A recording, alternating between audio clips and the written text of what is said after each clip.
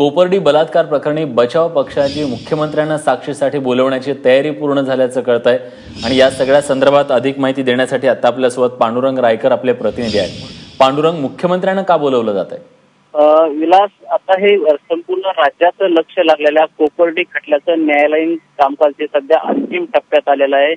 सध्या जे तीनही आरोपी आहेत यांचे जबाब नोंदवण्याची प्रक्रिया पूर्ण झालेली आहे। आज या खटल्यातील जो तिसरा आरोपी आहे नितीन बैलुमे याचा जबाब नोंदवण्यात आलेला आहे आणि या सर्व आरोपींना त्यांच्यावर जे आरोप ठेवले होते ते त्यांना विचारण्यात त्यांनी हे काही कमी अधिक प्रमाणात नाकारलेले आहेत। यामध्ये आता सर्वात महत्वाचा मुद्दा आहे की जे साक्षीदारांच्या जी साक्षीदारांची यादी देण्यात आलेली आहे बचाव पक्षाच्या वतीनं, तर या बचाव पक्षानं जे न्यायालयाला आज एक यादी सादर केलेली आहे। या यादीमध्ये राज्याचे मुख्यमंत्री देवेंद्र फडणवीस यांचं साक्षीदारांच्या जी यादी त्याच्यामध्ये नाव घेण्यात आलेलं आहे।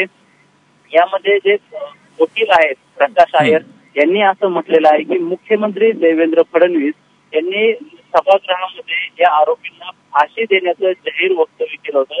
त्याचबरोबर वेगवेगळ्या ज्या काही न्यूज चॅनल्स आहेत किंवा ज्या ठिकाणी सार्वजनिक जिथं भेटी दिल्या तर त्यावेळी मुख्यमंत्री देवेंद्र फडणवीस यांनी या प्रकरणी आरोपीला फाशी देण्यात येईल असं वक्तव्य केलं होतं आणि त्याच संदर्भामध्ये यांनी बरोबर, आता मुख्यमंत्र्यांची साक्ष होते का हे देखील पाहणं तितकंच महत्वाचं आहे।